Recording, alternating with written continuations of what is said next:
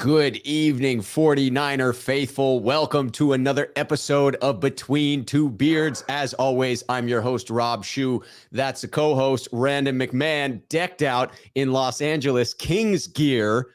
Randon, how you doing this fine Wednesday evening, good sir? Fantastical, man. It's been a good day today. Went out yesterday for my brother's birthday, which is actually technically today. So happy birthday, Logan. Ooh, happy birthday, Logan. I've never met Logan, but if he's your brother, then he's a kindred spirit.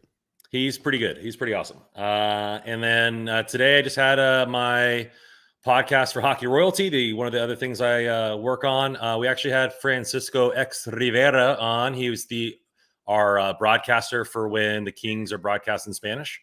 Love it. And he also broadcasts for the LAFC as well. That's wonderful. Now, correct me if I'm wrong, but you do have a YouTube channel that you're running there, and the LA Kings are one of the teams that you're covering over there.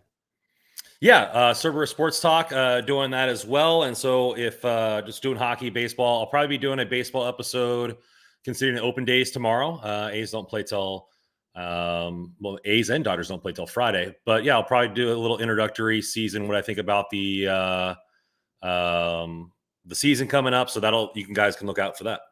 Love it. Yes, baseball season is here. I know because I have a fantasy baseball draft tonight. I am the defending champion from last year's league, and I got to hold it down. I have a strategy. It's an auction draft. I don't want to give it away, but it's played out pretty well for me over the years. So I will be following that tonight. We got people here. People are excited, wanting to say hello. Raphael 562 Niners, one of the sneakerheads here on the channel, saying, "What's up, Rob, Randon, and everyone?" Charles Thurman, also a member of the sneakerhead community, coming in to say, "What's good?" Ramon coming in, also a sneakerhead on the channel. Good evening, gentlemen. And Carcast coming in to say what's up to both me and yourself, and that they appreciate your support. Randon, you're doing the good deed, Randon. You're just a good guy. Appreciate it. Yes, do what I can. Absolutely. One person at a time. One person. Hey, that's all you can sometimes influence is one person at a time, right? It's my stance that no matter who you come across in life, no matter when you run into them, you have the unique opportunity to be kind to that individual, to do right by that individual, to be a good person on a regular basis. I just want to say my belief is that matters. If you get to the end of your life and you're sitting on your deathbed, and when you think back, all your interactions with people left them worse off than when you first interacted with them, I don't know that you can sleep peacefully. I don't know that you can lay your head down to rest one final time with a lot of comfort. Whereas if you're good to people, if you're kind to people, I think that matters in the long run. Just my 2 cents on it. A pretty good 2 cents indeed.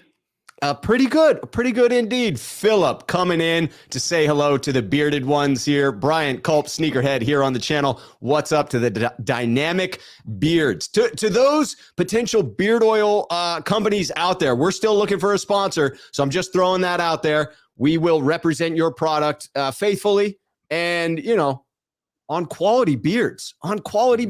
So just throwing that one out there.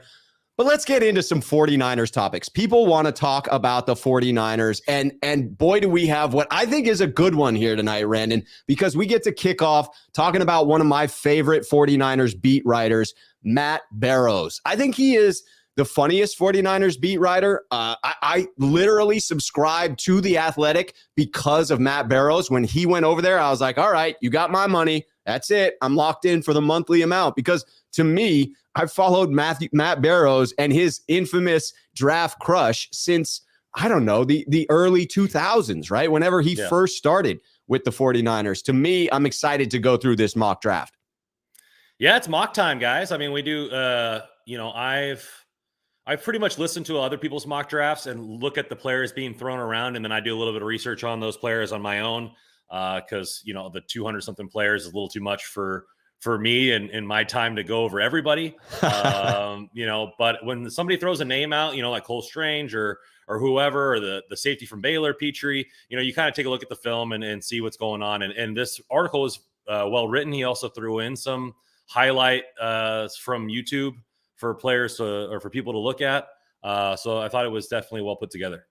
It really was. What we're going to do is go through it one pick at a time. I'm going to read you exactly what Matt Barrows has written there. So if you don't subscribe to The Athletic, you're going to get a verbal version of the article. You won't get the clips, but then Randon and I are going to answer about each player. What's our opinion on that player selected? Does it really fill a specific need for the Niners, or does it look like a best player available? And then is there someone else at that position that you would have rather taken at that spot? Before we get into it, got to recognize Starco Fan 212, the newest member of the Sneakerhead community. For those of you that want to join after you have subscribed to the channel, once you're already done liking the video, which right now is your chance to like the video, you go in and hit that join button just like Starco Fan did, and you become a Sneakerhead. It's all good stuff. Dirk Pippen wants to know, how are we just getting into the mock drafts now? How has this not happened? Andre Moore coming in to say hello. Another sneakerhead here on the channel. John Perez saying cheers. All right, enough of the chat. Everybody's fired up there. Let's get into this thing, and let's talk about Matt Barrows' first selection. Obviously, the 49ers' first pick, Randon, is in round 2, pick 61. Matt Barrows mocks the 49ers to draft Drake Jackson, defensive edge out of USC. Here's what Matt had to say about Drake Jackson. The 49ers have one of the last picks in the second round, and as many as 10 edge rushers from Michigan's Aiden Hutchinson to Penn State's Arnold Ebiketie may be taken before the 49ers are even on the clock for the first time. The best of the rest is Jackson, who could fall a bit further than the others for several reasons, including that he's been dealing with lingering hamstring issues and didn't work out in full at the NFL Scouting Combine or USC's initial pro day. The 49ers have plenty of options at the defensive end spot opposite Nick Bosa, Samson Ebukam, Kerry Hyder, Charles Omenihu, or Jordan Willis could all line up there. But none has proven to be elite level rusher who would transform the 49ers pass rush from good to dominant. Jackson has that potential. He's got the burst, balance, and long arms for getting around the edge quickly. He is a well-rounded prospect. Is he a well-rounded prospect at this point? No. In fact, he gets washed out of the running plays far more than you'd like for a day 2 defensive end, but he'd be an immediate force off the edge, and early on, he could take over D Ford's former role, perhaps 15 to 20 pass rush snaps a contest, while the rest of his game develops. Randon, what's your opinion on Matt Barrows' pick here for the 49ers at 61, Drake Jackson out of USC?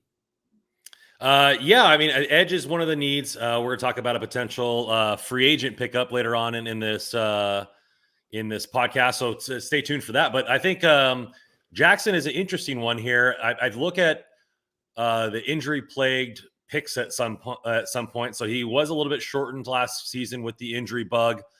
He does have that raw edge talent. PFF ranks him, I think, 47th. I have right here overall. So that would be a pretty good steal at 61.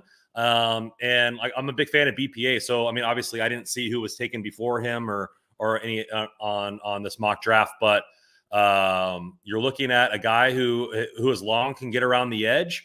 And, you know, you and I both agree that they need to get more than just a 1-year option. They need a guy that's under control for quite a while. Yeah, I really do like this pick. I like it specifically for the position. I think the 49ers do go edge rusher first. That's my prediction here. I think it's a need, and I think it checks a box for the 49ers. I am a little bit indifferent on the player between who's available because I don't really know how this thing is going to go. Matt Barrows, the one critique of this mock draft is that it didn't lay out the entirety of how he came to select, right? It didn't show who was available at that time when he made his selections. It just was, hey, we got these players at these positions. So it didn't allow for a complete breakdown of what you would have done in that position. I'm going to get in Dirk Pippen here with the question around Myjai Sanders here as an edge rusher. I wouldn't go Myjai here. If he's the best player available, if you have a scenario where you already have this gentleman, Drake Jackson, off the board out of USC, I would then switch over. But Sanders was really undersized at the combine. So to me, that was a concern. And he seemed to bristle at those comments. Yeah, Idris coming in here, pointing out that he weighed in at something pretty absurd at the combine. He did put on a lot of that weight by his pro day when he weighed in. But then that fluctuation back and forth, that seems a little suspect as well, right? I'm worried about any time you put on or take off a lot of weight in a short period of time. So to me, I love the position that the 49ers go here. I think that you are going to go defensive end. I become a little concerned. This is a deep defensive end class, right, Randon? But I worry that we're at the tail end of the run. I worry if 9 or 10 guys are selected by that point, that maybe the 49ers at 61, if they stick with edge, are reaching a little bit to get one of these remaining players. Yeah, like that's my thing, is that the Niners have often reached for need. Yeah. And if they believe that edge is the biggest need, and when there could be a better player available, I know we talked about on the last Between Two Beards that I would even have linebacker as an option if I had a first round grade and he fell. And so for me, it's got to be a positionless pick, and they got to go with best available. And like we said, we don't have the rest of the draft, so he might be the best available. Sanders, for me, PFF ranks him in the hundreds. He fluctuates in weight a lot, so maybe we could get him at 91 or 93, right? And then and take a safety or somebody there in the 60s. Yeah, I tend to agree. I see in here Starco Fan, the newest member here, talking about at Rob Schuh. I heard from Niners Instagram post that Javon Kinlaw said it'd be real chemistry to play with former South Carolina teammate Kingsley Enagbare. And the notes that I have on Enagbare are that he'd be a little bit lower on the board there, that he would be something like edge player number 13, right? Probably more along the lines of that pick at 93. But that he can't change directions, that is his struggle, a little tight there. So I tend to agree with the notes that I have there. Haven't gone through and done film on all of the edge players, but I like the pick of Drake a little bit more there than I would of Enagbare. But I think he would be an option if you go a different direction at 61. If you don't address the edge, then I think you're into that next tier. I also think here at 61, you may have alternates like Nick Bonito or Arnold Ebiketie. One of those two players might fall as well. And if they did, I would probably pick either one of those two players personally above Drake. But I'd be fine with this pick that we have here from Matt Barrows. Yeah, with Jackson, though, another positive is he's only barely over 20 years old. So, I mean, he has that young, moldable type frame to him, and who better to mold him than Chris Kasurik? I love that idea. I mean, whoever we get, I'm excited for Chris to be able to mold, but in particular for a raw talent like who we're going to be taking at the end of the second round. Idris comes in to say Drake is the ideal pick and that Ebiketie is the dream, that he may not fall that far. All right, let's talk about the next pick because I am excited about this one. By the way, we're in the middle of this mock draft that Matt Barrows put out this morning. We just went through pick 1. If you're listening right now, smash that like button because we want to get the signal turned up a little bit.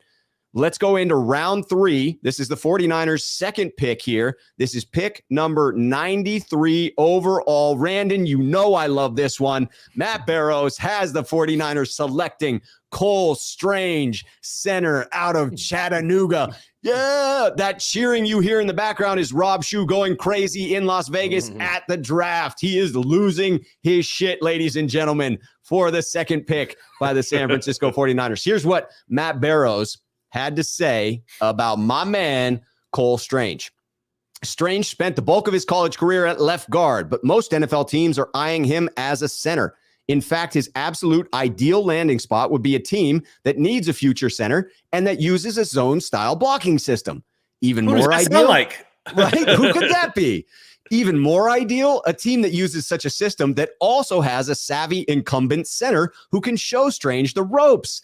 I think you can see where we're going with this. With Alex Mack turning 37 this season, and with him not yet committing to play in 2022, the 49ers need to start looking to the future at center. Strange seems perfect for someone they could get in the late third round. He's got good size, 6'5", 307, big hands, 10 inches, 10 1/8 of an inch, 10 1/8 of an inch wide, however you want to say that, and moves well for an interior offensive lineman.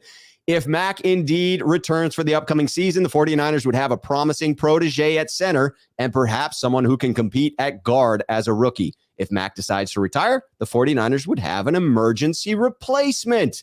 I freaking love this pick. Randon, what are your thoughts around this one? We both do, because I think we do need to shore up the interior offensive line.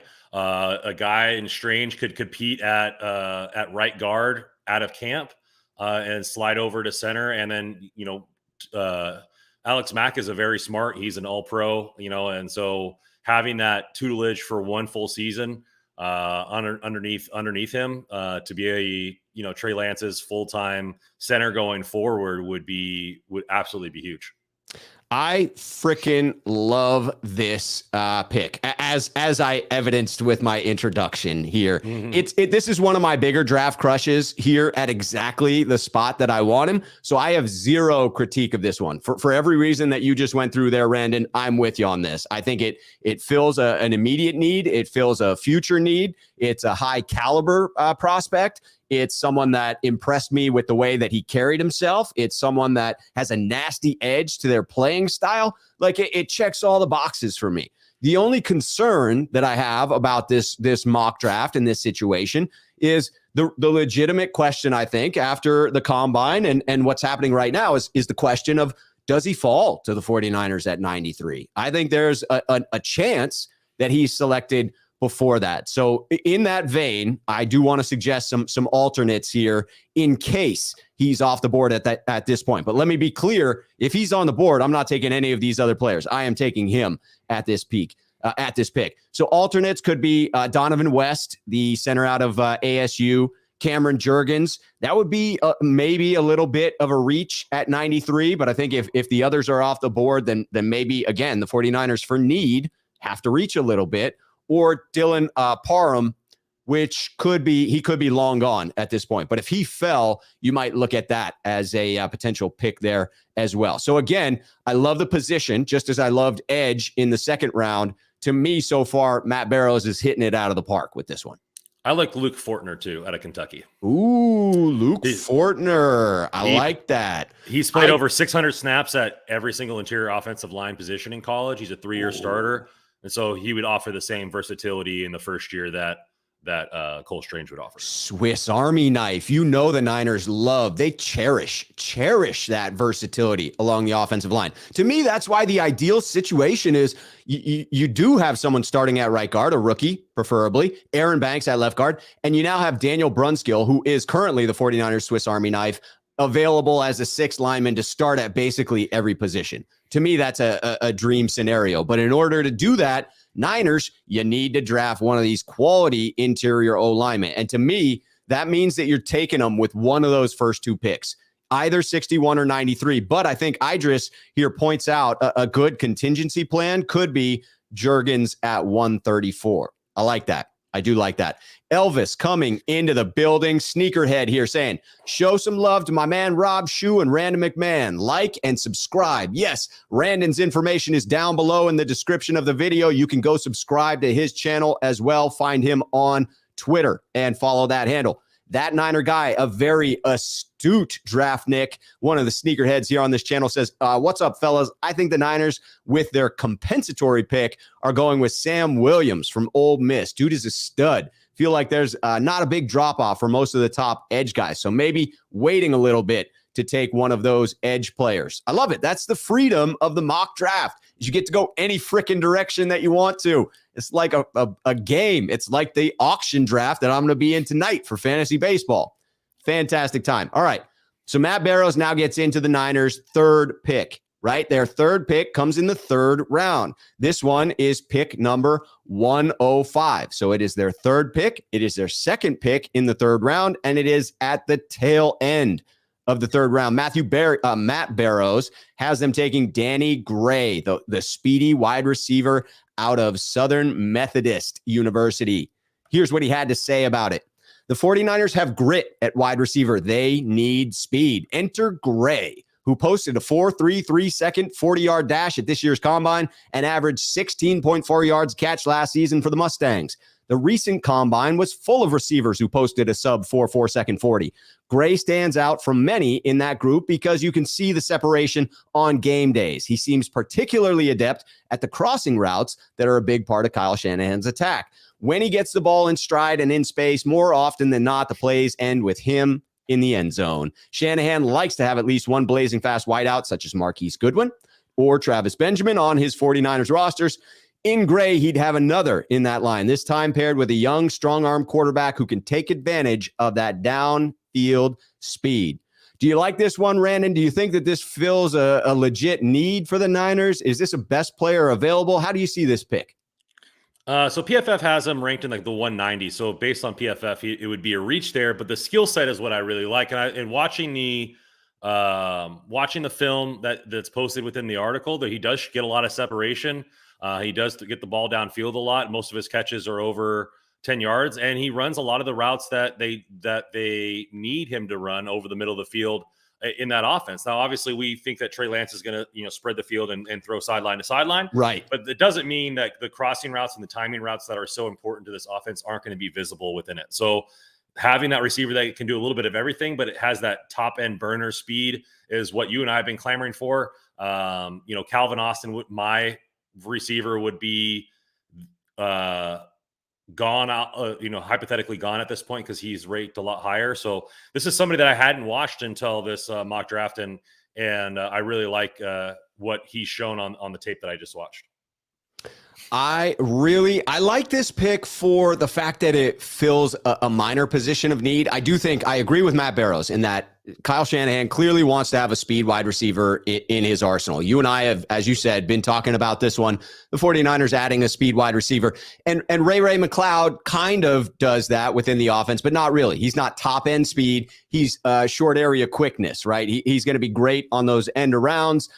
He may take some of those snaps out of the backfield away from Debo in that sense, but he's not a Marquise Goodwin. He's not a Travis Benjamin who have 4.2 or 4.3 speed. He has 4.5 speed. So I do think there is a need.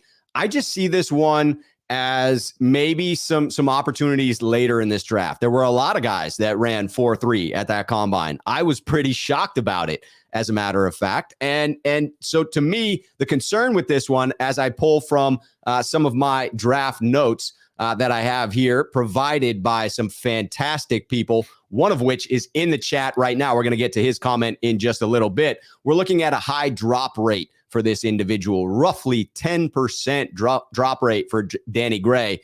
And so there are some later wide receivers I would have my eyes on. I like a Velus Jones that could be had potentially somewhere around the 6th round at pick 220, or taking Bo Melton potentially a little bit earlier than that. Both of those guys have 4.3 speed. And if I were doing that, and if I could get away with it, if he were still available here at this 105 spot, I would absolutely sub in Marcus Jones, the nickel corner and return man, if he was still on the board. You know that is my crush. And that would be speed, right? That would bring you speed in the return game and some sure tackling ability at the nickel spot, but it doesn't address that wide receiver need. You would have to come back for that one later in the draft.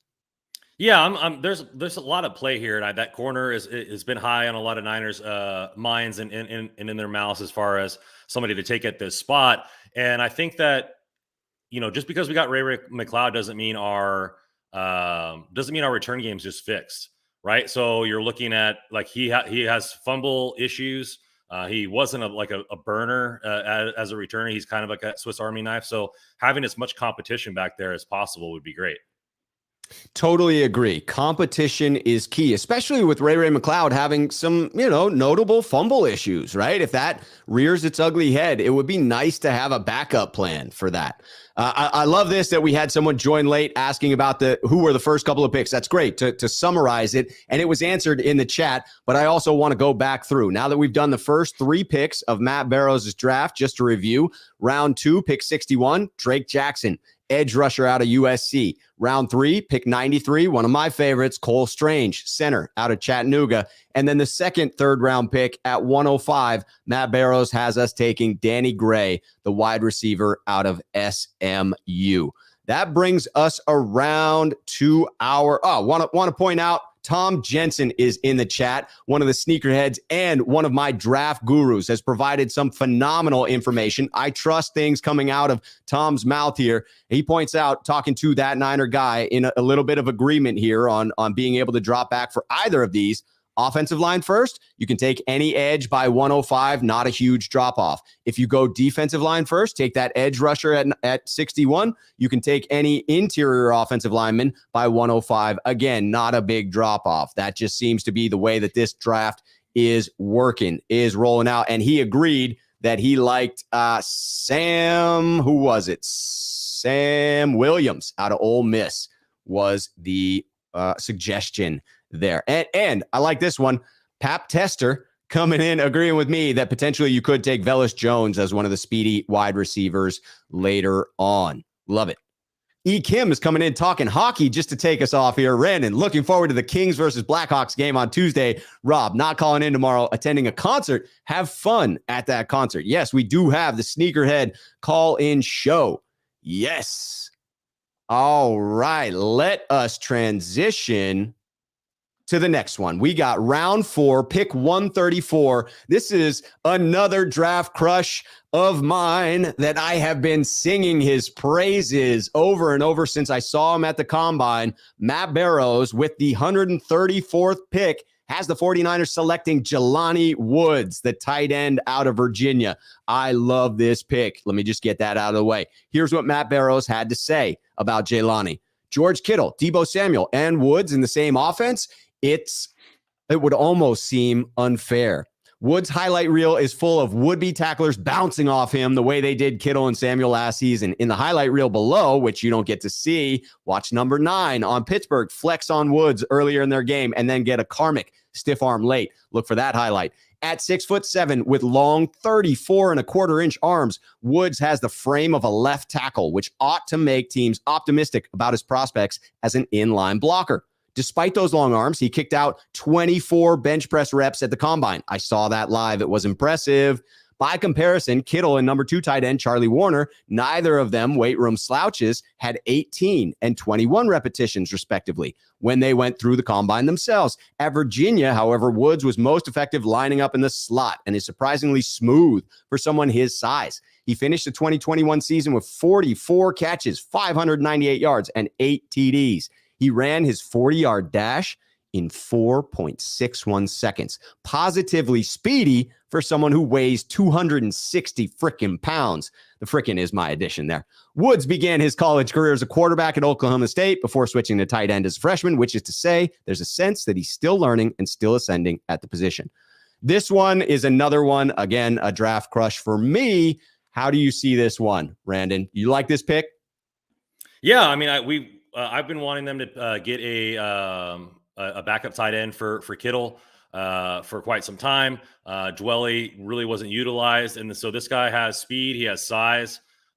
He's got a good blocking frame. I think it fits all the stuff that we need there. And then you got to get cheaper at the position that when Kittle's salary goes up, right? So his salary is going to be going up. You got to get cheaper at the position. This gives you some control as a backup tight end for over 4 years. You're not signing these 1 and 2 year deals continually. And so I think that this is a great pick here. I agree. I love this pick. I'm worried that potentially he's not going to be on the board. He is one of those draft board climbers. He's an athletic freak. And all of these things may be just creating more fan excitement, and potentially front offices are not moving him as far up the boards. But the mocks that I'm seeing are continually. I mean, this guy was originally projected as like a 6th-round pick. Now people can consistently have him going in the 4th, 5th round. So that's one of those climbers that you got to keep your eye on. People get excited about athletic freaks. Chris Royal pointing that out. Chris Royal coming in at Rob. Woods is an athletic freak for his size. Would be a great pick at that stage. I love this one. To me, that's a home run. All right, coming on to pick 5. Round 5, pick 172. Matt Barrows has the 49ers selecting Tyler Batty out of Missouri, a running back out of Missouri. Here's what he had to say about him. Shanahan says it's a lot easier to evaluate a player who does the same sort of things he'll be asked to do in the 49ers offense. And Batty handled a lot. Is it Batty or Beatty? I don't know. I'm going Batty because he seems like a Batty. handled a lot of the outside zone runs that Shanahan uses, and he ran them well. Batty rushed for 1,604 yards and 14 touchdowns last season on a Missouri team that didn't have much else on offense. Batty was particularly good at finding the right running lane, quickly getting into top gear, and then outrunning the defense to the end zone. Ran his 40-yard dash in 4.45 seconds. On the Niners, he'd contend right away for the role of third down back, which was a missing piece in 2021 after Raheem Mostert was lost for the season in week 1. Batty led Missouri with 54 catches last season. So how does he fall all the way to the 5th round? It's possible he doesn't, but he's only 5'8", 197 pounds, and teams might not see him as an every down runner worthy of a higher pick. If Batty could help spell Elijah Mitchell and take snaps on third down, he'd be well worth the selection. What do you think? 49ers drafting a running back in the 5th round. Is that a stretch? Is that a need? How do you see this one, Randon? You agree with Matt Barrows on it? It's not necessarily a need, and I don't really want to bash Elijah Mitchell here, because I thought he did a really good job for his rookie season. But there are some stuff that if it doesn't change, he sometimes didn't have that burst to the outside. He didn't really have a lot of long runs on the season, which is what you saw from Mostert. So getting a speedy guy that can help spell on third down and do a lot of pass catching stuff isn't necessarily a need for the Niners, but it could definitely elevate that room. And you're not taking, you're not using a day 1 or day 2 or day 3 or day 2 pick on it. Yeah, to me, this one strikes me as a little bit of a luxury pick here, but I do agree that the 49ers need to upgrade that third down back role. I think this would be a clear upgrade over JaMychal Hasty. May not be available this late, as Matt Barrows points out as well. I'd be okay if, as an alternative here, I'd be okay if the 49ers have gone the way that Matt Barrows suggests, which, again, as a review of those picks before the 5th round, I'll just go quickly. Round 2, he has us taking Drake Jackson. In the 3rd round, he has us selecting Cole Strange and then Danny Gray, wide receiver out of SMU, and then Jelani Woods, the tight end out of Virginia, in round 4. So they haven't taken a safety yet in this mock. To me, if a safety like Smoke Monday, I was going to say Smoke Sunday, but you don't smoke on Sunday, you smoke Monday. If a safety like Smoke Monday were still on the board, I'd rather go in that direction and address a bigger need. But Matt Barrows, spoiler alert, does address that later on in his mock draft. So to me, I'd be okay with it. Steven Saunders saying if we were going running back, he likes Tyler Algier out of BYU more than Batty, but does feel like the 5th round seems like a sweet spot for a running back. So I will, I'll defer to others, or at least include others' opinions in this, because at this point, it is a lot of a guessing game at this point. So to me, a little bit of a luxury pick, but it still does fill a need. It leaves the Niners with a glaring need at safety, in my humble opinion, but it does fill a need. Yeah, I think a lot of people that I've seen on a couple mocks for the Niners really like Pierre Strong, and because he's just a flat out burner. And so I think you have that kind of person who's able to get to the corners, because in that offense, a lot of the times, if you can get to the corners, it's like a free 7 yards. And that's why you see it sometimes with Mostert, is like he just gets so many of these big chunks.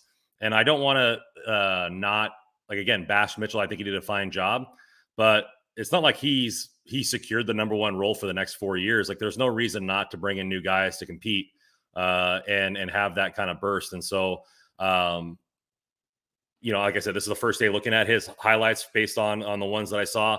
1,600 yards in college is impressive. 14 touchdowns is impressive.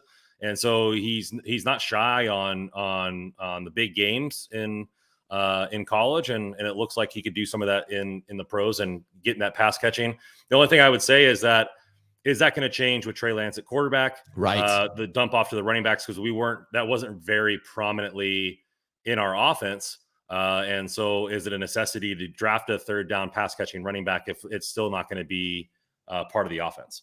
It was a strange phenomenon to have a quarterback that loved the short game so much, but completely ignored dumping it off to the running backs. I mean, that had to be a Shanahan, preference there, but you would think that Jimmy Garoppolo would have had a higher completion percentage to backs out of the backfield.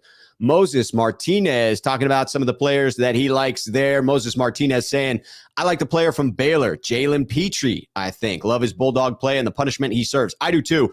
I think he'll be long gone by the time we pick at 61, but I have long said that I would go safety if we could move up without giving up too much draft capital, just a few spots into the 50s to draft Petrie. I think it would be worth it. Bullpup 33 saying, Kyron Williams, if available, running back from Notre Dame. Jaguayo 56, you were pointing this out earlier, Randon. Hi, gentlemen. How are you doing? If we get running back, I like Pierre Strong. Well, you know Randon's thoughts on Pierre Strong. He thinks that would be a fit. And we've got Memphis Man coming in here. Memphis Maine. Rob, just want to say salute, King. Love the positive energy. Let's go, Niners. Cheers to you, Memphis Maine. And yes, if you enjoy the content, please do hit that freaking like button like Ronnie Lott would back in the day.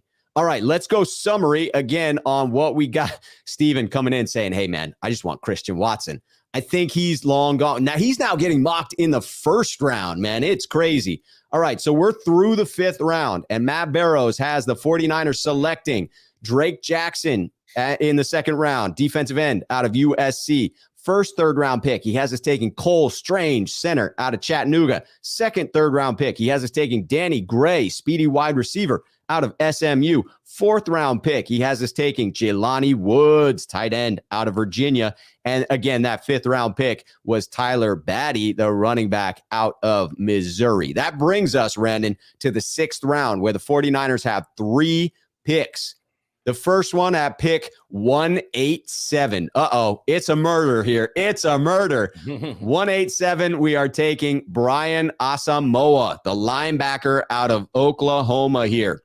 The quick thoughts on Asamoah. Asamoah is a lot like former fifth-round pick Dre Greenlaw in both his physical profile, 6 foot, 226 pounds, and in the speed with which he pursues ball carriers. His quickness shows up on film and in testing. He ran his 40 in 4.56, which is excellent for a backer. As a rookie, Asamoah would be an easy fit on the 49ers' rebuilt special teams. Next year, he could step into a more prominent role. Both Greenlaw and Azeez are scheduled to be unrestricted free agents in March, and it's hard to see the 49ers keeping both. Asamoah could be the number 3 linebacker in 2023. Your thoughts on selecting a linebacker in the 6th round, first pick in the 6th round at 187, first 49er pick in the 6th round? Yeah, I think this is probably my favorite pick of the draft here in the late rounds. I know that not everybody, but just give where PFF ranks him. He ranks him 39th overall. Right. And so for him, you get a guy that's ranked 39th overall in the 6th round. And he plays at Oklahoma, which is a big school. So he's seen a lot of premium talent, has that sideline to sideline. And we talked about you can't pay everybody. So, he was there in this mock. He might not be in the real mock, right? That's just how the mock fell in. Exactly. Like Tom Jensen said at 187, I wish. But this is the way it fell in this one. And you're looking at, you can't keep Greenlaw and you can't keep Al-Shaair, both of them. And if Warner's making the most money, you have to get cheaper somewhere else. And so having 4 years of control over a guy that might be a steal in the 6th round, if it falls that way, I really like that pick here. Yeah, to me, this is one that a lot of boards would say there's absolutely no way that he makes it this late into the draft. It would be a great value if he does. I would take it just on that. But as far as drafting a linebacker here, to me, if it's not Brian Asamoah, if it's someone who is projected to be a 6th round pick at linebacker, the excitement wears off because I don't feel like this is a position of need for the 49ers. I see the linebacker room as being one of the deepest on the defense, right there next to defensive line. The 49ers have added depth in Oren Burks and a key special teamer. They have another key special teamer in Demetrius Flanagan-Fowles. And then they have, 3, what you could argue are starting qualities. Certainly Fred Warner, one of the best in the league, but then also Dre Greenlaw and Azeez Al-Shaair as well. So if the 49ers made a move like this, to me, I would interpret it as potentially a signal that a trade could be coming. I think it's extremely likely with, as Matt Barrows called out, both of those key linebackers hitting unrestricted free agency next offseason in Dre Greenlaw and Azeez Al-Shaair. that you may try and move one of them this offseason to get something in return instead of an expiring contract and then waiting another year for a compensatory pick. So I could see the Niners potentially trading Dre Greenlaw. If this scenario arose, I could see them trading Dre Greenlaw for a future 5th round pick or something in that nature. Well, this is the perfect, segue into what, drafting when you are a team that is loaded, drafting for best player available and not always drafting for need. And so you keep saying drafting for need. And I understand that the glaring need is safety at this point, but is a 6th round pick really going to come in and start right away? Probably not. And so you just take the best player available and you look at, I've talked about it on my show and briefly a little bit here, but with the LA Kings, their head of scouting talks about tiers and drafting, like having tiers based on players. And so if 2 players are in the same tier and then one fills a position of need, then there you go. It hits both buttons, so to speak. But you don't take a need if there's a guy of a higher tier available, because ultimately that betters your team because you're getting a higher percentage chance of hitting a star out of that. And so Brian Asamoah could be the best number 2 linebacker in the league. You don't know. And so taking a safety because it's a need and not taking the best guy available at any of our picks would be frowned upon by me, outside of obviously quarterback, because we don't need that. Yeah, I definitely agree on this pick that if he's available, you're taking best player available. And I do think that that's the tendency, that you want best player available pretty consistently.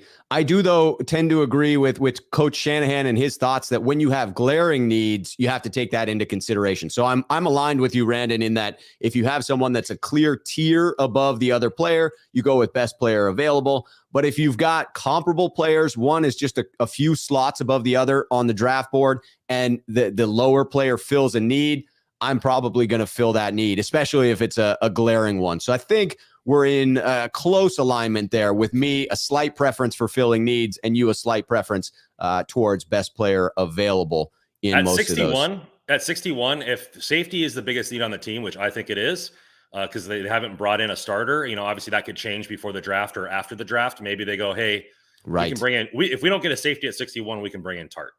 Yes, the longer that thing goes, the more likely I think it is he comes back, even if he doesn't want to, right? Like that market shrinks.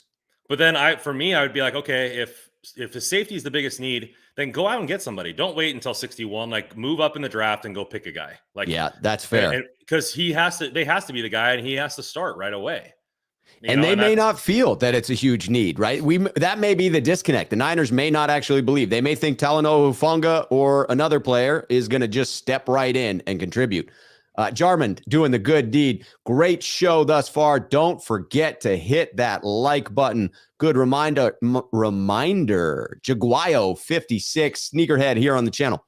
Have you seen Tanner Connor from Idaho State? 6'3", 230 pounds, 4'3", 40. Good value for Mr. Irrelevant. Punter Ariza from San Diego State, the punt god. The interesting thing, stick around, because Matt Barrows does have the 49ers drafting a kicker. Spoiler alert, it is not the punt god. So stick around for that one, Jaguayo. But, I mean, if we landed the punt god, that would be interesting. You still have Wishnowsky on his rookie deal. I just think the Niners are not in the punter market, but they may be next year. And so that's something to keep an eye on for sure. All right, just making sure that we haven't missed out on any fantastic comments that we want to bring in here. E49 brings up somebody that I think was brought up before as well. And a lot of mocks have the Niners going safety at first. You just mentioned this, Randon. Feels like a relevant topic. E49 Will says, thoughts on Nick Cross, fellas? Maybe a 3rd to 5th round area. That Niner guy coming back in to say Cross could be the pick at 61. He makes a lot of sense and is a good player. And I've seen Cross mock to the 49ers at that 61st pick. Randon, if it were up to you and it was a choice between edge or safety with, whoever you think should be available at 61, are you going edge or are you going safety? If they're on the same tier, like saying before, if they're the same caliber of player, then I'm going safety. Okay, I like it. I think I would still go edge, but if it's Jalen Petrie, scratch that. If it's Jalen Petrie, I'm going Jalen Petrie. That's just the way I roll. All right. So again, to summarize where we are at, let's go back through. First pick for the Niners, round 2, pick 61, Drake Jackson, edge rusher out of USC. Round 3, pick 93, Cole Strange, center out of Chattanooga. Love that. Round 3, pick 105, Danny Gray, wide receiver out of SMU. Round 4, pick 134, Jelani Woods, tight end out of Virginia. Round 5, pick 172, Tyler Batty, running back out of Missouri. And round 6, pick 187, Brian Asamoah, linebacker out of Oklahoma, if he's still available. Here we go. Second, 6th rounder, pick 220. Matt Barrows has us taking Marquise Bell, safety out of Florida. Finally, a freaking safety, Matt. Here's what he had to say about him. There's a good argument that the 49ers should use one of their top picks at safety, considering the team seems to be moving on from Jaquiski Tartt, while Jimmy Ward, the longest tenured 49er, is heading into the final year of his contract. In fact, in 2 of his mock drafts so far, the Athletics' Dane Brugler has the 49ers going with a hard-hitting safety, Georgia's Lewis Sine and Penn State's Jaquan Brisker.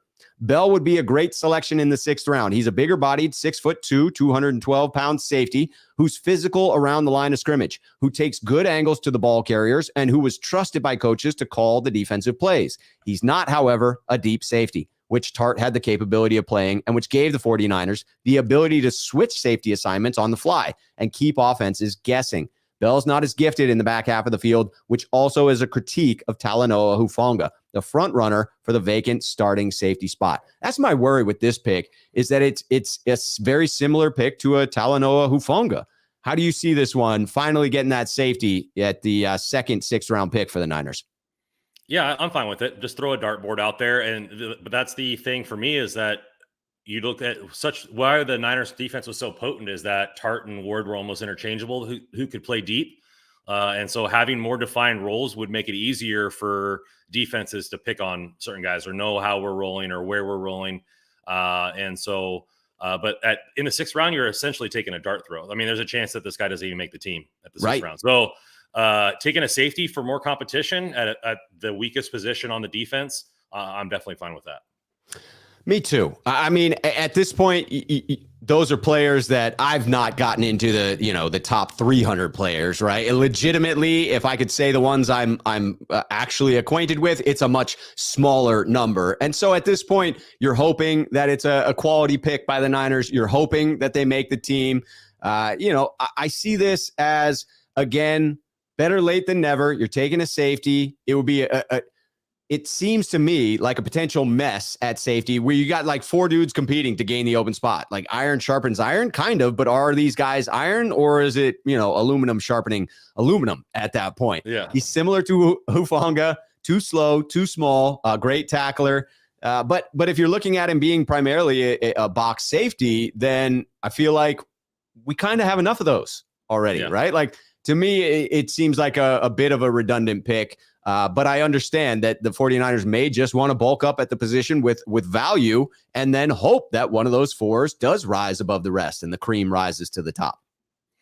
Yeah, I mean, at that point, I would rather have more darts to throw at a dartboard, right? And so not rely on Hufanga, not rely on guys that they brought in and really make it a competition at a camp. Luckily, most of these players will be there at the rookie camps, the all the way through. They're not, it's not a veteran who is just going to wait till training camp to be there. So I really like it. And the fact that they make another dart throw here, it's something that is well needed on the team. He's a bigger body and he runs pretty fast. So he could add it to the special teams, which is needed, and go from there. I like this comment here. I'm bringing it in. E49 Will says, I fully expect us to trade up a lot in this draft because those 6th and 7th rounders likely can't make the roster. Good point, Randon. Teeing off what you're talking about, that some of these late rounders can't make the team potentially. So you do have to take that into consideration when you're drafting these guys, right? Do you get more value of trading up? All right, we're going to pull in TB12Y. Just put in that super chat. Thoughts on Daniel Fallell, right tackle from Minnesota? Let me consult my offensive tackle notes here. What are we looking for? I don't even know how to pronounce Florell. I don't have. Yes, I do. He's massive. Yeah. 6'8", like 380, right? 6'8", 380. I've got this one earmarked here as a potential, but a couple of years away. And so, yeah, you're looking at somebody who is an athletic freak.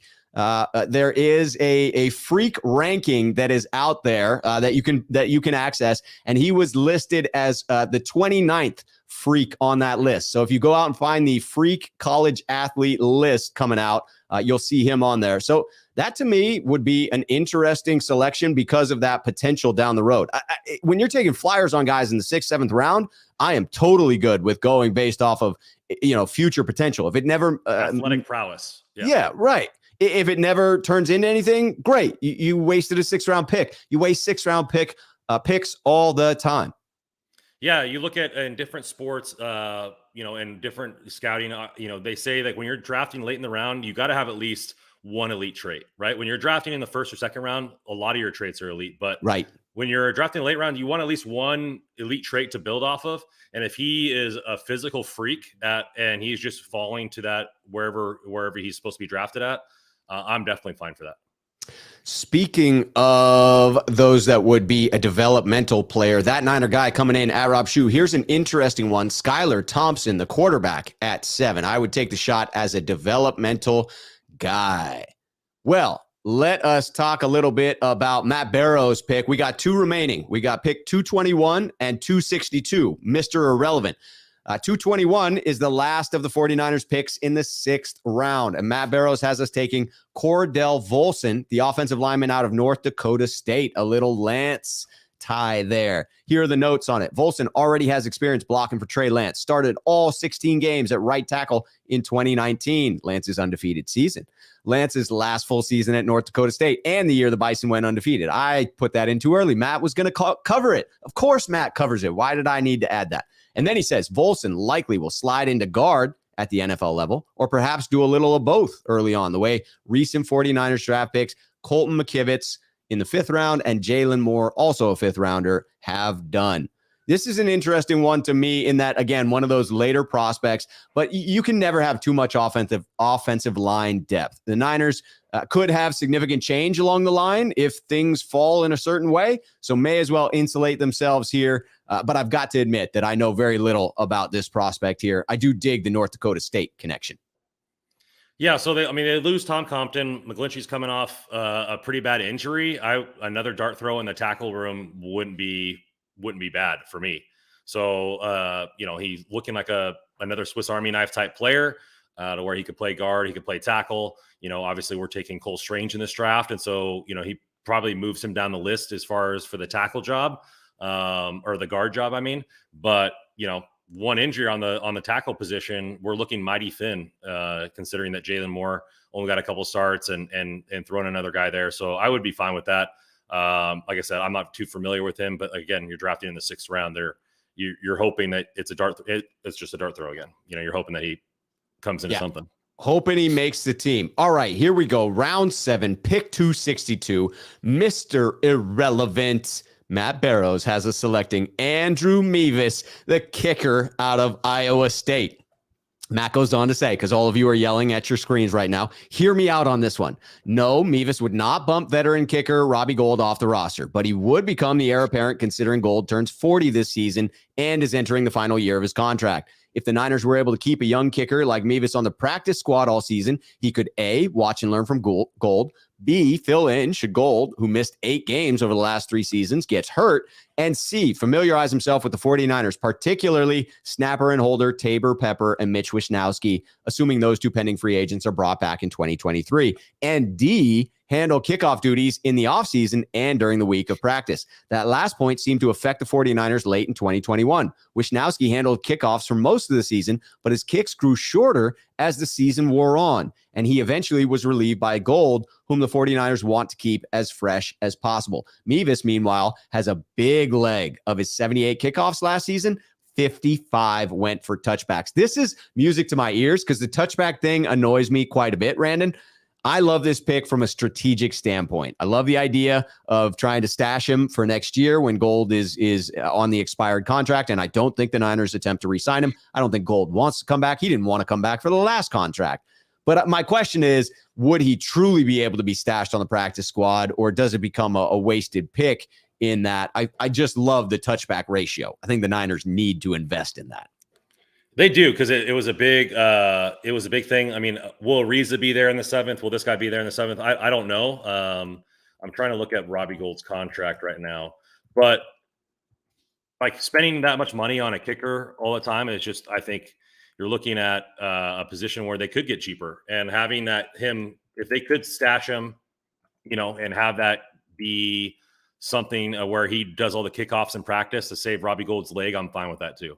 Like at this point, Mr. Irrelevant, you're taking a shot at a kicker. If a team needed a kicker, they probably would have drafted him before this. And so there's a good chance that he would be stashed on the practice squad. That's a great point. That's a really astute point. This is literally the last pick of the draft. If you wanted a kick, if you were like, we need this kicker, you probably would have drafted him. You're not waiting for an undrafted free agent. So I think that sways me back to, this is a fantastic pick. Very strategic.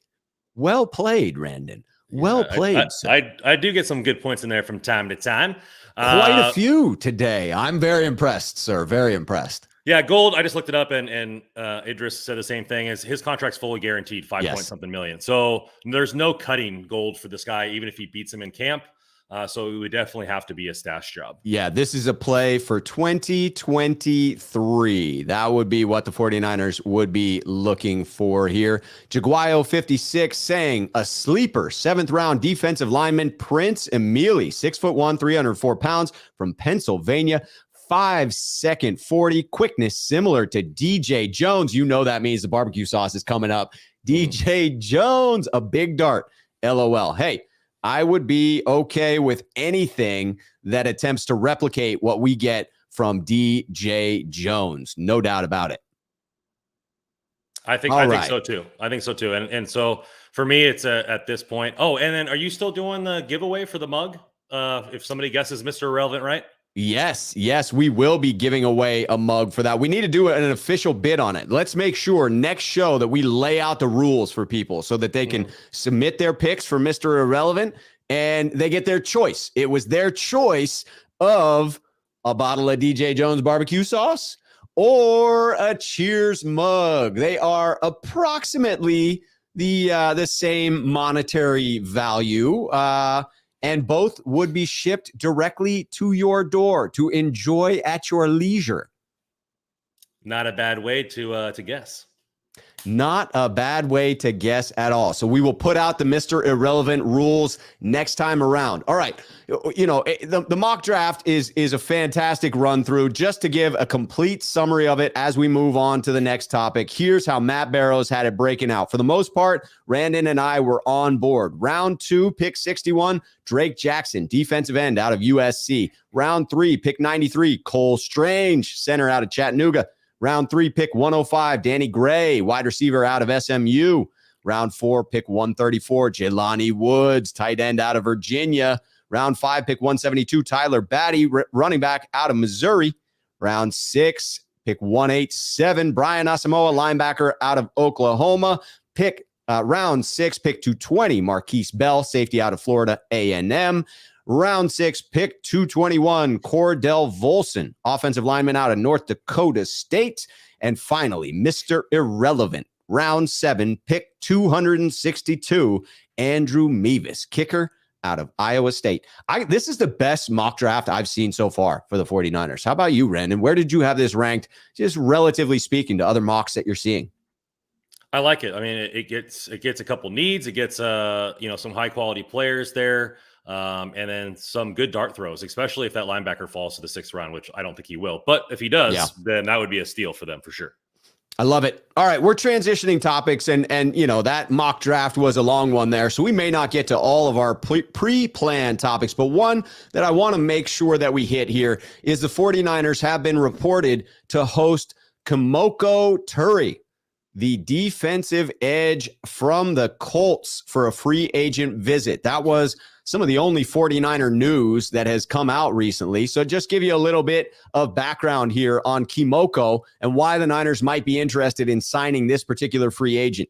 He was a 2018 second-round pick by the Colts. He is coming off of a 5.5 sack season last year. He's only had 12 sacks over a 4-year career, but that's because years 2 and 3 were disrupted by injury. He got a broken ankle that ended his 2019 season after week 5, and then he began 2020 on the physically unable to perform list, and he wasn't activated until November. So he only had, 1.5 sacks those 2 years. His 2 more complete seasons, his rookie year, he played 14 games, had 4 sacks, and then last year, he played 13 games and had 5.5 sacks last season.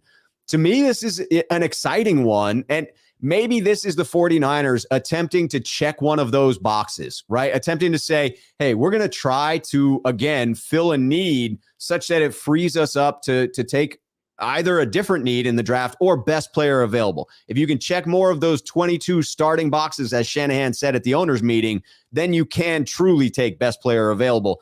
If the 49ers get this signing done, I think that the edge is looking a heck of a lot better with Chris Kosurik coaching up Kemoko. Yeah, you look at his combine results. He, 6'5", 253, ran a 4.65. So he's definitely got athletic ability, which is what we like. And let Chris Kosurik coach that up. And then it would allow them to be as aggressive as they want in the second round for that safety. So they can go and just be like, okay, we don't have to worry about our other picks. We're moving up in this draft to get the guy that we really want, who will start for us. And it eliminates 2 needs there. And you're looking at a guy in Turay who could be, like an 8 or 9 sack guy if truly coached up, because he has that athletic ability. You mentioned the injury. I read on Twitter today that his first surgery didn't really take that well. And so that's why he was on the physically unable to perform list a lot longer than what he should have been. And so now he's 100% healthy. He's ready to go. And having a guy with second round draft talent and good athletic ability, he could be sneakily good for us. I don't know. I mean, he had 5.5 sacks at Arden Key. So is he going to cost the same amount? We don't have that kind of money. But if the market is cooled on Turay and he wants to do what we thought Arden Key should have done, which was have a year on the Niners to boost his stock and then sign a 3 or 4 year deal next year, it would behoove Turay to do something along those lines. Go to a dominant defensive line, boost your stock, and then get paid. Yeah, because he's a slightly lesser version of Arden Key, right? Didn't have quite the draft profile that Arden did coming out. Had, a similar trajectory, but did have the injury concerns and is still available after Arden Key's been signed. So more of those holes have been filled. You've got to think that the next contracts that come out in free agency won't necessarily dwarf the ones before it. So my vote would be that he may fall into that affordable route. I also, though, wonder if the 49ers are doing their due diligence now in the hopes that he is still available after that May 10th cutoff where compensatory draft pick calculations end. It seems like this is the kind of guy who wouldn't still be around there, and I don't know why you would bring him in now if you were hoping to save him. But I do see this as a potentially good move. I like what Dirk Pippen is saying here in the comments. Sneakerhead here on the channel could be sneaky good to get an 8 sack guy. Yeah, Chris Kosurik coaching this dude up. I would absolutely love that. Akash put out some great stats on Twitter. I'm going to throw these out for those stat heads that love it. Pass rush pressure percentages. Leading the way, Nick Bosa, 15%. Jadeveon Clowney, 13.9%. Who's right below that? Oh, yes, Kemoko Turay at 13.4%. That's a higher pass rush pressure percentage than DeMarcus Lawrence, Frank Clark, and Carlos Dunlap. He had 22 pressures last year. His pressure win percent was 15.4, which is higher than Clowney and Dunlap in that statistic. And his pass rushing productivity was 13th in the NFL. To me, I would be thrilled if the Niners made this signing. It does make me ask the question of whether this would change the direction of pick 61. Does this actually check the box for you, Randon? Would you then, I know you're already leaning safety. Does this push you even further toward that safety there at 61? Yeah, unless somebody truly falls, like I said, somebody with a first round grade falls to the Niners at 61, then Right. you take best player available. But if all things are the same, you go up and get your guy then. I mean, there's plenty of safeties right around that 40 to 61 range. If you really have a guy that you really like, and it affords you to go up and get him. And I'm a fan of getting a pressure rate. A lot of people are like, oh, well, the sacks, whatever. How often you beat the guy in front of you for the defensive line is more important for me, right? Because a lot of the sacks are cleanup Yes. sacks. A lot of sacks could be, the quarterback just running into you and you get lucky. And so there's a lot of guys, who have high sack numbers who don't have high pressure rates. And then that just seems like luck. So like a guy like Turay, who has had a higher pressure rate than some of the big name pass rushers in the NFL and is a sneaky type of guy. You had a lot of guys like, I believe it was like Brian Burns and stuff like that were that same type of player, had high pass pressure rates and didn't really have those sack totals and stuff like that until they got on a good team, and then they just dominated it and flourished, right? So I think this could be a sneaky good pick. And like I said, I wouldn't be surprised if he comes in and gets 8 or 9 sacks his first year because of the athletic prowess. Yeah, this to me would be a phenomenal signing. I think it would take the pressure off. You could still go edge in the draft, but it gives you that flexibility, much like adding all of the safeties that the 49ers have at that position. I think to Matt Barrows' point and waiting till the 6th, the Niners we may feel like they have a big hole at safety there, but with multiple players that could step up to fill the role, they may feel slightly insulated against it. Because at some point on a football team, you've got to count on young guys stepping up to fill in for their older replacements. That's the only way to stay affordable on a 53-man roster for for a team in the National Football League. All right, let's transition to our next topic here and talk a little bit about war. What is it good for? Absolutely nothing. But we're talking about wins above replacement here, and we got a graphic. We've got a graphic, Randon. The graphics department is hard at work here for the Between Two Beards segment, and this illustrates wins above replacement for the 49ers versus the rest of the league. As it clearly indicates here, the AFC has done a far superior job of adding talent throughout the offseason thus far. To me, this graphic and these statistics clearly fight the narrative that the 49ers have, quote unquote, lost the offseason. Oh, the Rams have clearly outperformed the 49ers. Well, if you look at players lost versus players gained and you quantify it as they do here in the wins above replacement statistic, you actually see that the Rams have lost some wins with the departures that they have had. The 49ers have stayed in the positive, although only slightly. But it does show that, it was a moderate offseason. It's not, as I just said, only slightly have the 49ers improved. And so to me, it illustrates two things pretty clearly. It fights the narrative that the 49ers have lost the offseason, and it does show that they didn't make very many big splashes. What else stood out to you about this statistic, Random? Yeah, so you look at the teams that went out and got quarterbacks. Obviously, that's the most effective way on your team. And so those are the teams that really had the boost outside the Raiders, who already have their quarterback. But I wonder what, if because this is based on both Jimmy and Trey being on the roster, and I don't want to get too much in the quarterback because it was nice not talking about it. But yes, when Jimmy gets traded, is that going to be considered a negative trade according to WAR, because Trey Lance didn't play last year? And so there's a lot of those minute things. It doesn't take into account, obviously, the draft yet. This is just free agency, but it looks like, as far as everybody saying the Rams won this offseason, it shows that 2 huge picks doesn't necessarily mean that your team got better. You're just filling needs because people left. So, yeah, but I mean, you look at the team, we're the highest NFC playoff team that on this list here from last season. Yeah, so exactly. I think the only NFC playoff team to get better on the list. Yeah. So the only thing that makes me nervous, because I like the Ward signing, is that they didn't deem that we got that much better.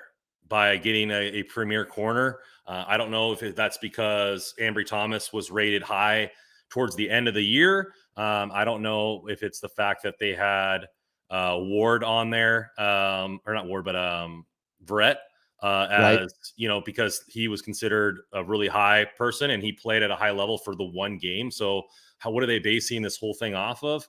But I know war in baseball is how much more wins are you getting based on the person that you're replacing? And so, the context of this is a little bit different. Is it based off of the end of last season? Is it based off of the beginning of last season? So that would be the only thing I would ask. Why is a premier corner not changing the needle more for us than what it is? Context definitely matters. I have to guess that it would be, the losses of Lakin Tomlinson and the step down from Lakin to Aaron Banks, and then the loss of DJ Jones and the step down from DJ to Kinlaw. But you can see that those are offset by the signing of Ward and then the special teams investments that the 49ers have made.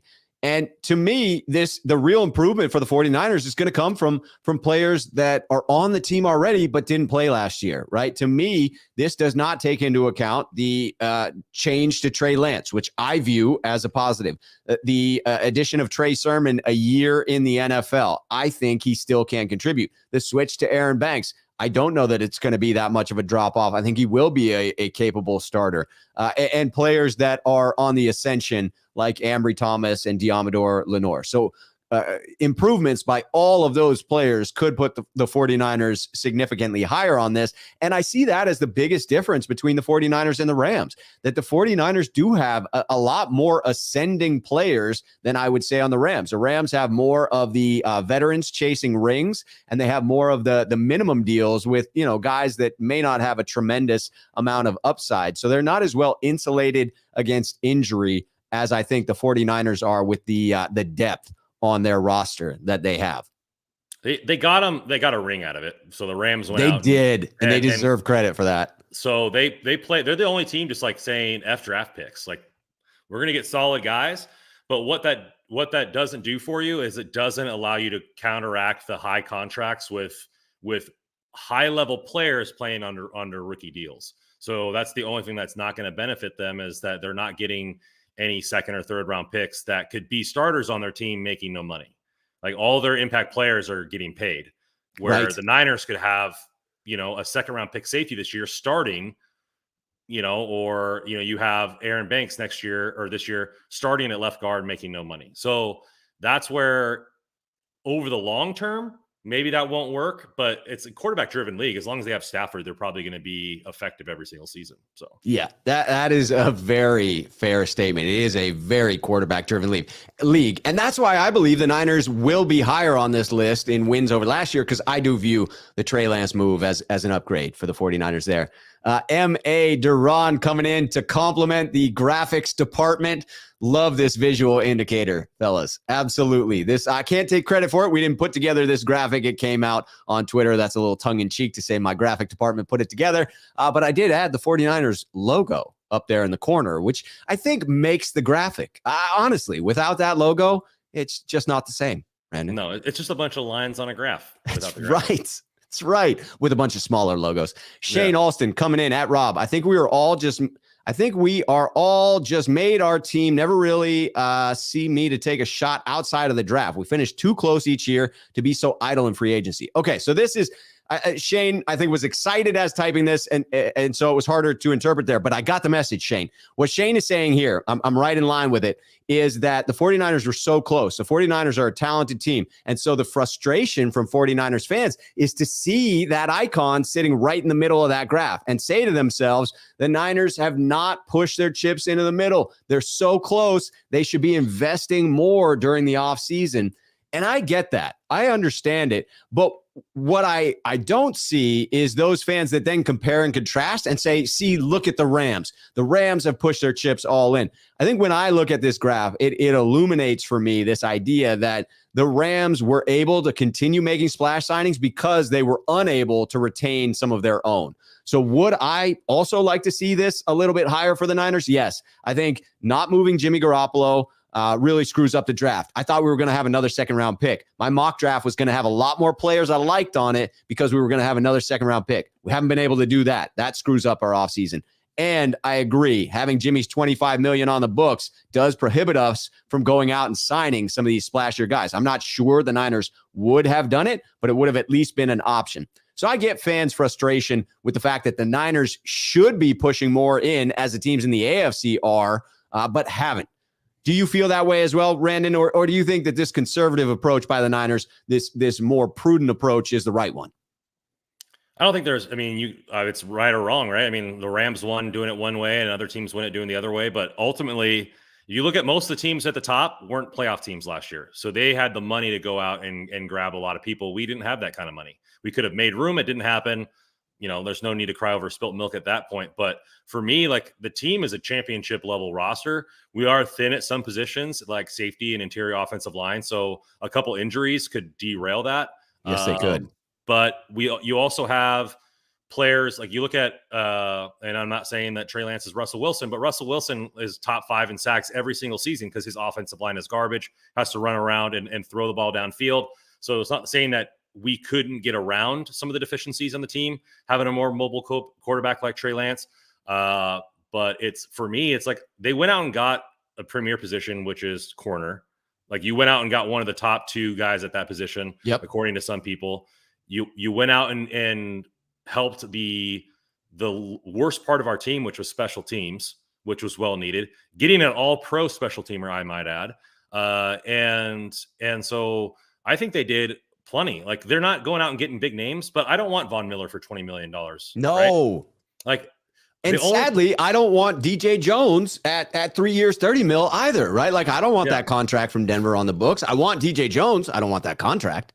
Yeah, the only player that I'm really sad about missing out on if we would have got Jimmy traded would be, or there's 2, which was Chandler Jones, because he's an elite pass rusher, right, going opposite of Bosa, and because his contract really wasn't that as much as I thought it was going to be, and then Allen Robinson. Yeah. So, goodness gracious, Allen Robinson. I thought that was a steal. Yeah. So, I think that his stock went down because of the season he had, and he's still an elite wide receiver in this league. And then you would have had a pretty dominant 1-2-3 punch on that team.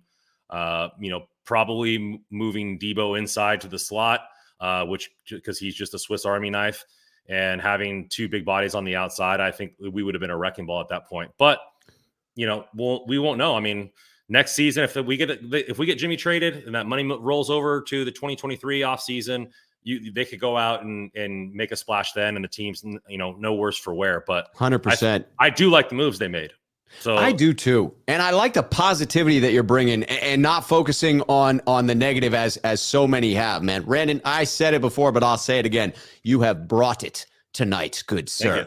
Thank you. All right, so we don't have time for our very last segment that we're going to postpone till next week. It's the last time that we do our past performance, future value of the defensive backs. We just have a few minutes. So instead, I want to go the positive route here. And I've given my thoughts on this topic. But Randon, I definitely want to get your thoughts on the topic of conversation that has been floating around this week around Frank Gore and whether or not he is a Hall of Famer in your eyes. Just to reiterate for your sake, Randon, so that you know my take on it, I have said that I feel there are multiple ways to earn your way into the Hall of Fame. I think you can be the best in the league at your position for a period of time, and that could earn you in. I see Patrick Willis coming in on those merits, that he was the freaking best linebacker in the league for like every year that he played in the NFL. It was a short period, but he was dominant. So that, to me, earns your way in. You may have fundamentally changed the game in some way. Something that you did contributed to the NFL literally altering course because of your contributions. That could earn you in. With Frank, to me, it's being consistently one of the best in the league and sustaining that over a long period of time. When I look at, players in the top 10 of rushing yards total in the NFL, career rushing yards, everyone who's inactive in the top 10 are all in the Hall of Fame. Frank Gore ranks 3rd on that list. So to me, he's a first ballot Hall of Famer, but I wanted to get your take on it as well. Where do you place Frank Gore? Yeah, I think he should get in the Hall of Fame, but let me back it up really quick here. And I think a lot of people are saying that they're just letting anybody in the Hall of Fame now. So let's tighten it up and not, the Hall of Fame is the best of the best. Best of the best. It's not the Ring of Honor. Like, your team can give you a Ring of Honor, retire your number, do all those kind of things. And so if they want to change the rule and like really tighten it up and who gets in, I'm fine. But so far, you have to base it on the fact of who's already in there. Where did he rank compared to his peers at his retirement? Right. And then and all that kind of stuff like that. And he's among the best amongst his peers, right? So, nobody on this planet, except for maybe Cowboys fans, considers Emmitt Smith the best running back of all time. But his career was so long and he was just consistent for that long period of time that he gets in, right? He gets on the Hall of Fame, or he gets considered in one of those topics. So for me, I think he is. I think he was one. He was one of two guys that had 12 straight, or was it 6 straight seasons of 1,200 yards or more, something like that. But he was one of the most consistent backs, is pretty much what I'm getting at in the league, and he did it for a long period of time. 12 consecutive seasons with 1,200 scrimmage yards in the NFL. He leads the list above Barry Sanders, Emmitt Smith, Curtis Martin, and Jerry Rice. Yeah. So for me, like, you're that consistent all the time, and you're just a dominant guy, and then you're a Hall of Famer in my book, right? So, people are saying, does Eli Manning deserve to get in all these? Well, you retire and you're top 10 in a lot of your categories. You got 2 rings, you probably get in. But was he ever the best quarterback when he played? No. Was he ever in the top 5? Probably not. But his career stats show it differently, and I think longevity, as well as, like you said, being elite for a short period of time. Franco has both. He was elite. Yeah. He just wasn't maybe the best running back in football, but he was one of the most consistent, and his longevity throughout his career also helps with that. And in 2006, he was close to the best in football. His yards per carry were better than LaDainian Tomlinson, who ended up winning league MVP that year. I'm not saying LaDainian Tomlinson didn't deserve that one. He did. But Frank Gore was simply overshadowed by that amazing season that LaDainian Tomlinson had there. In any other year, I'm guessing what Frank did in 2006 would be the best year by a running back that year. So to me, it's definitely a Hall of Famer. I like what 420 Savage here said. Gore is a Hall of Famer. Not winning the Super Bowl might hurt his first ballot chances. I do think there's something to that the Super Bowl shine is very real. And some players who don't deserve to get in, who have multiple Super Bowls, do because of those Super Bowls. And then some who are deserving fall short because of a failure to get that vaunted championship ring. Yeah, I think he'll get it eventually. I mean, it doesn't matter to me if he's not first ballot. I mean, you don't. Your jacket's still gold. That's right. You get it on the first try or not. There's no little patch on the side that says third ballot. Yeah. So I think he gets in eventually, and he should. I think so too. This has been a fantastic freaking show, Randon. I got to get going to do a fantasy baseball draft to defend my title as the champ in this league. But we will be back next week. Same bat time, same bat channel. Randon and Rob, Between Two Beards. As I said before, on your way out, hit that like button, subscribe, hit the notification bell, turn on your YouTube notifications. Go down in the description of this video and subscribe to Randon's channel as well. It is right down there. You can follow the link. Go subscribe right now. Raphael562 agrees with me. It was a great show, gentlemen, he says. Thank you. You're welcome. I guess that's Raphael that you're thanking there. But I'll say you're welcome anyway. I will be back on tomorrow with the Sneakerheads call-in video show at 5 p.m. Randon, what do you got going on your channel, Cerberus Sports? Not sure when I'm doing it, but I think I'm going to be doing either tomorrow night or Friday, opening day for baseball. I'm going to be going over my thoughts about the Dodgers and the A's. It's the baseball season. Yes. All right. Dirk Pippen is calling out sponsors. Hello. We need some beard oil sponsors. Thank you, Dirk. That is the message we want to send out to all of you looking to advertise here on Between Two Beards. Until tomorrow, when I'll be back, cheers, 49er faithful.